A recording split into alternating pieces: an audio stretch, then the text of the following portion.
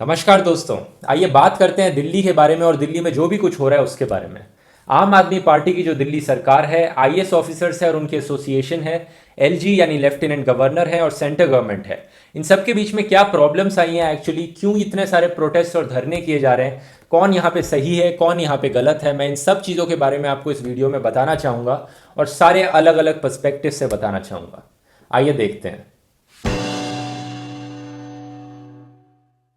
दोस्तों, इस पूरी सिचुएशन को ढंग से समझने के लिए हमें एक कदम पीछे आके डेमोक्रेसी की फाउंडेशंस को देखना होगा। आपको पता ही होगा डेमोक्रेसी के 4 पिलर्स होते हैं: लेजिस्लेचर, एग्जीक्यूटिव, जुडिशरी और मीडिया। जुडिशरी और मीडिया का फंक्शन आपको पता ही है, तो मैं फोकस करना चाहूंगा लेजिस्लेचर और एग्जीक्यूटिव पे। लेजिस्लेचर में हमारी सरकार आती है, हमारे पॉलिटिशियन जिनका काम होता है लॉज बनाना पार्लियामेंट में। एग्जीक्यूटिव में आती है हमारी ब्यूरोक्रेसी, जिसमें कि हमारे सारे आईएएस ऑफिसर्स और अलग अलग सिविल सर्वेंट्स आते हैं। इनका काम होता है कि जो लॉज बनाए गए हैं पॉलिटिशियंस के द्वारा उनको एग्जीक्यूट करना, उनको इंप्लीमेंट करना, उनकी day to day working check करना कि किस तरह से इंप्लीमेंट किए जा रहे हैं। और इनका काम ये भी होता है कि ये मीटिंग्स में जाके रिपोर्ट करते रहें, पॉलिटिशियंस को रिपोर्ट देते रहें कि कितने अच्छे से उन लॉज की इंप्लीमेंटेशन हो रही है, उनमें क्या चेंजेस करने की जरूरत है। इनके पास ये पावर नहीं होती कि ये खुद के लॉज बना लें। जो सरकार ने लॉज बनाए हैं उन्हीं को इन्हें इंप्लीमेंट करना पड़ता है, एग्जीक्यूट करना पड़ता है। एक नॉर्मल स्टेट में जो आईएएस ऑफिसर स्टेट गवर्नमेंट के अंदर काम करते हैं उनको रिपोर्ट बैक करना होता है उसी स्टेट गवर्नमेंट के मिनिस्टर्स को।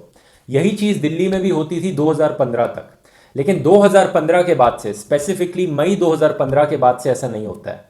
मई 2015 में मोदी की सेंट्रल गवर्नमेंट ने दिल्ली की स्टेट गवर्नमेंट को एक नोटिफिकेशन इशू की, जिसमें कहा गया था कि ये जितने भी आईएएस ऑफिसर्स हैं अब ये दिल्ली की स्टेट गवर्नमेंट को रिपोर्ट नहीं देंगे, दिल्ली के चीफ मिनिस्टर को रिपोर्ट नहीं करेंगे, बल्कि ये जाके दिल्ली के लेफ्टिनेंट गवर्नर, दिल्ली के एलजी को रिपोर्ट करेंगे।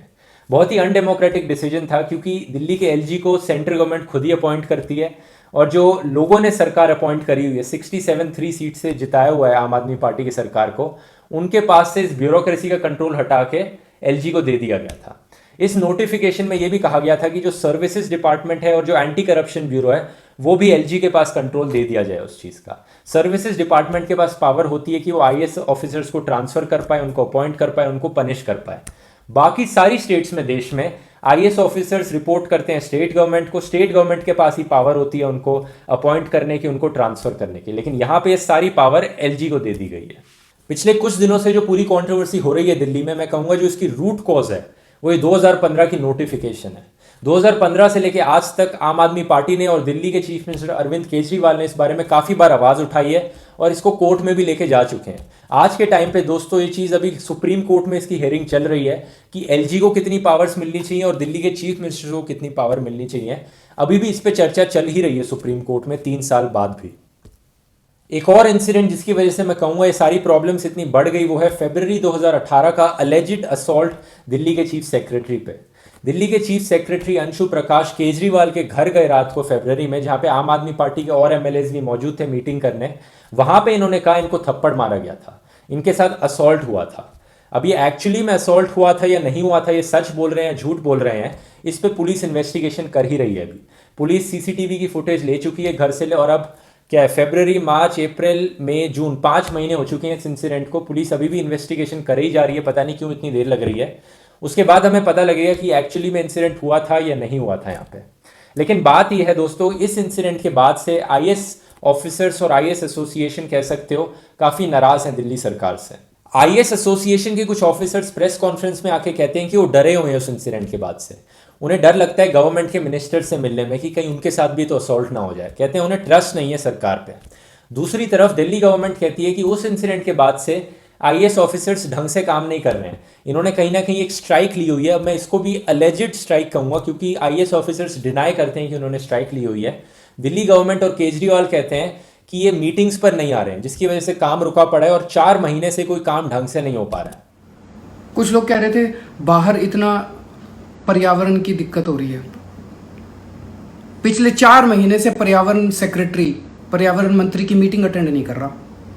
हर 15 दिन में पहले मीटिंग हुआ करती थी, रिव्यू मीटिंग होती थी। 4 महीने से मीटिंग नहीं हुई। पर्यावरण सेक्रेटरी जो है दिल्ली का, एनवायरमेंट सेक्रेटरी, वो मीटिंग में नहीं आता। क्या करें हम, कैसे करें हम? दिल्ली सरकार के मिनिस्टर्स कहते हैं कि पिछले 4 महीने से उन्होंने पूरी कोशिश करी कि इसका बातचीत से कोई सोल्यूशन निकाला जा सके, कि ऑफिसर्स वापस मीटिंग अटेंड करने लगे ताकि दिल्ली में जो काम चल रहा है वो वापस काम होता रहे। इस मामले में केजरीवाल, मनीष सिसोदिया दोनों ने कहा कि वो 4-4 बार एलजी से मीटिंग कर चुके हैं, उनको रिक्वेस्ट कर चुके हैं कि ऑफिसर्स की स्ट्राइक खत्म करो, उनको मीटिंग अटेंड करने को बोलो, लेकिन एलजी हर बार बोल देते हैं कि हम नेक्स्ट वीक देखता हूं मैं, हाँ नेक्स्ट वीक काम करने को देखता हूं, और नेक्स्ट वीक आ जाता है, कुछ होता नहीं।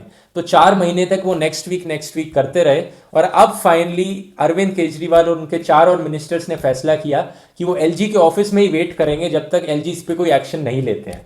तो इसलिए वो 6 दिन से एलजी के ऑफिस में ही वेट कर रहे हैं, जिसको अब धरना कहा जा रहा है, इसे प्रोटेस्ट कह सकते हो एक तरीके का, क्योंकि सत्येंद्र जैन यहाँ पे फूड फास्ट भी कर रहे हैं, वहाँ पे एलजी का वेट कर रहे हैं, इस बात पे रिस्पॉन्स है कि वो स्ट्राइक खत्म कराई जाए।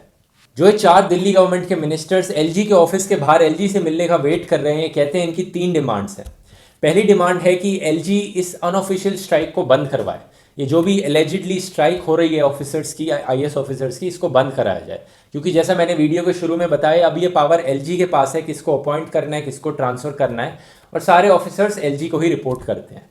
दूसरी डिमांड है कि जो ऑफिसर्स काम नहीं कर रहे हैं उनके खिलाफ एक्शन लिया जाए, उनको ट्रांसफर कर दिया जाए और किसी तरह से पनिशमेंट दी जाए।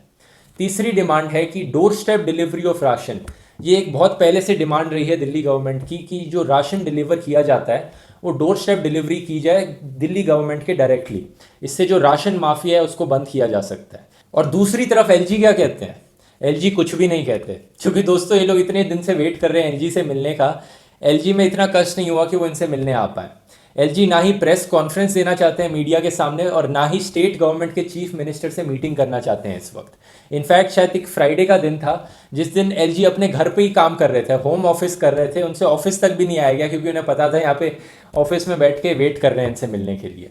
ये बहुत ही शर्म की बात है डेमोक्रेसी में कि एक चीफ मिनिस्टर जो कि इतनी हाई पोजीशन है स्टेट गवर्नमेंट में, वो 6 दिन से वेट कर रहे हैं लेफ्टिनेंट गवर्नर से मिलने का, लेकिन वो मिल नहीं पा रहे हैं। दिल्ली के चीफ मिनिस्टर को इस सिचुएशन में देखकर बहुत से और स्टेट्स के चीफ मिनिस्टर्स को भी चिंता हुई, और वेस्ट बंगाल, आंध्र प्रदेश, कर्नाटका और केरला के चीफ मिनिस्टर्स भी अरविंद केजरीवाल के सपोर्ट में दिल्ली आ पहुंचे। यहाँ पे इन्होंने सपोर्ट जताया और कहा ये कॉन्स्टिट्यूशनल क्राइसिस है। इन्होंने भी एलजी से मिलना चाहा, लेकिन एलजी इनसे भी मिलने नहीं आए। ये पूरी कंट्रोवर्सी कहीं ना कहीं ऑपोजिशन पॉलिटिकल पार्टीज में एक यूनिटी बढ़ा रही है। इन 4 चीफ मिनिस्टर्स को छोड़ के समाजवादी पार्टी के अखिलेश यादव, तमिलनाडु में एक डीएमके पार्टी है, और कम्युनिस्ट पार्टी ऑफ इंडिया ने भी अपना सपोर्ट जताया अरविंद केजरीवाल को। कांग्रेस एक ऐसी पार्टी है जो यहाँ पे काफी चुप बैठी है और कहीं ना कहीं बीजेपी और एलजी की ही साइड ले रही है इस सिचुएशन में। दिल्ली गवर्नमेंट ये कहती है कि जो आईएएस ऑफिसर्स मीटिंग्स में नहीं आ रहे हैं और ये जो अनऑफिशियल स्ट्राइक कर रहे हैं खुद से सोच के नहीं कर रहे हैं, इन पे ऊपर से प्रेशर बनाया जा रहा है। बीजेपी, मोदी और सेंट्रल गवर्नमेंट इन पे प्रेशर बना रही है कि ऐसा करो, और धमका रही है, इनमें डर जमा रही है, ऐसा करो नहीं तो तुम्हारा उठा के ट्रांसफर कर दिया जाएगा, क्योंकि एलजी बीजेपी के अंदर ही आता है, सेंट्रल गवर्नमेंट के अंदर ही आता है। अब देखते हैं दोस्तों यहाँ पे तीसरे पर्सपेक्टिव को, यानी आईएएस ऑफिसर्स क्या कह रहे हैं और आईएएस एसोसिएशन क्या कह रहा है इस कंट्रोवर्सी के बारे में।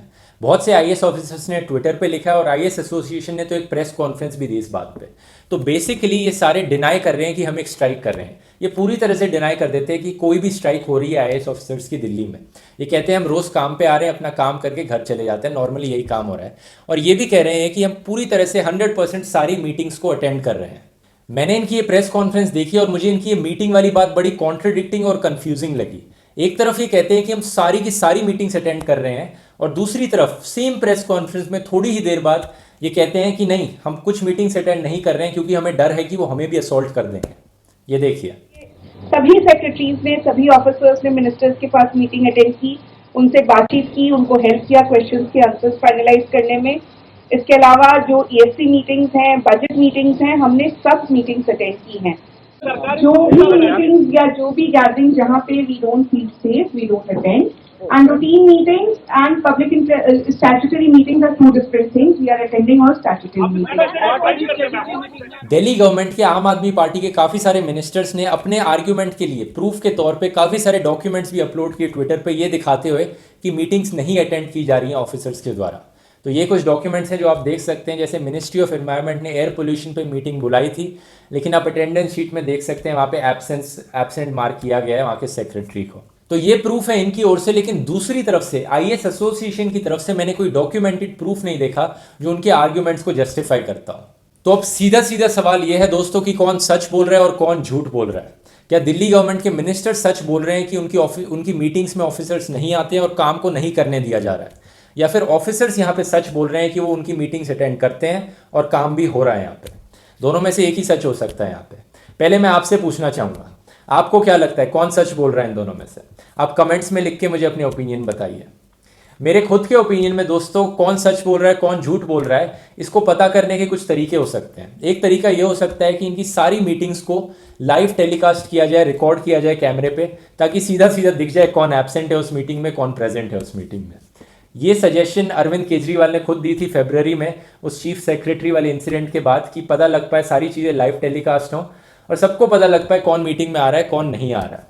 लेकिन इससे भी एक बेटर सजेशन है मेरे पास। मुझे लगता है इसका एक बेटर तरीका ये है कि जो पावर्स छीनी गई हैं दिल्ली गवर्नमेंट से और एलजी को दी गई हैं, वो पावर्स उनको वापस दे दी जाए। ये एक नोटिफिकेशन जारी किया था सेंट्रल गवर्नमेंट ने बस, तो सेंट्रल गवर्नमेंट को बस एक नोटिफिकेशन देना है कि जो आईएएस ऑफिसर्स की जो पावर्स हैं, रिपोर्टिंग की पावर है, वो चीफ मिनिस्टर के पास वापस आ जाए। इससे सब दूध का दूध पानी का पानी हो जाएगा। एक बार दिल्ली गवर्नमेंट के पास ये पावर आ गई कि वो ऑफिसर्स को ट्रांसफर कर सकते हैं और उन्हें अपॉइंट कर सकते हैं, जैसे कि मई 2015 से पहले थी उनके पास पावर, तो फिर ये बहाना नहीं मार पाएंगे कि हमें काम नहीं करने दिया जा रहा, क्योंकि फिर केजरीवाल के पास पावर होगी कि किसे ट्रांसफर करना है, किसे अपॉइंट करना है। अगर कोई ऑफिसर काम नहीं करता है तो फिर सारी पावर इनके पास होगी, ऐसे बहाने नहीं चल पाएंगे। तो मुझे लगता है ये एक परमानेंट सोल्यूशन है, ये एक बेटर सोल्यूशन है और एक डेमोक्रेटिकली भी एक बेटर चीज़ है। ये चीज़ दोस्तों दिल्ली के फुल स्टेटहुड के इशू को भी अब सामने लाती है। आज के टाइम पे दिल्ली में कितनी चीज़ें ऐसी हैं जो दिल्ली की स्टेट गवर्नमेंट कंट्रोल करती है। एंटी करप्शन ब्यूरो एलजी के पास है, सारे ब्यूरोक्रेट्स और एग्जीक्यूटिव विंग एलजी के पास है। डीडीए जो कि लैंड को देखती है, दिल्ली डेवलपमेंट अथॉरिटी, जिसके पास अथॉरिटी है कि ज़मीन को देखे, ज़मीन एलोकेट करे काम के लिए, डेवलपमेंट काम के लिए, ये होम मिनिस्ट्री के पास है। पुलिस लॉ एंड ऑर्डर को देखने वाली ये होम मिनिस्ट्री के पास है। एमसीडी जो कि साफ सफाई देखता है और सड़कों का हाल देखता है, ये होम मिनिस्ट्री के पास है। तो एक ऐसी सरकार, स्टेट गवर्नमेंट जिसको दिल्ली की जनता इलेक्ट करती है, उसके पास बची कितनी चीज़ें? एजुकेशन बचा, हेल्थ केयर बचा, एनवायरनमेंट बचा और टूरिज्म बचा और दिल्ली कमीशन ऑफ वुमेन बचा। ये गिनी चुनी चीज़ें बची हैं। तो डेमोक्रेटिकली भी ये चीज़ सही नहीं है। इसलिए दिल्ली फुल स्टेटहुड की डिमांड बहुत टाइम से होती आई है। बीजेपी कांग्रेस बार बार दोनों पार्टीज ने इसकी डिमांड करी है। आप ये टाइमलाइन पे देख सकते हैं कितनी बारी दोनों पार्टीज ने बार बार फुल स्टेटहुड की डिमांड करी है। लेकिन अब क्योंकि आम आदमी पार्टी है तो इसलिए बीजेपी और कांग्रेस इस बात पे बिल्कुल चुप हो गई हैं। तो ये था सच दोस्तों इस पूरी कंट्रोवर्सी का और दिल्ली सरकार का। इस वीडियो को शेयर कीजिए अपने फ्रेंड्स के साथ, अपनी फैमिली के साथ और ज़्यादा से ज़्यादा लोगों तक सच पहुंचाइए। हर देशवासी को पता लगे कि एक्चुअली में हो क्या रहा है यहाँ पे। अगर आपको मेरा काम पसंद आता है तो आप मेरे को डोनेट कर सकते हैं patreon.com/ध्रुव राठी पर, ताकि मैं ऐसी और वीडियोस बनाते रहूं। चलिए मिलेंगे हम अगले वीडियो में। धन्यवाद।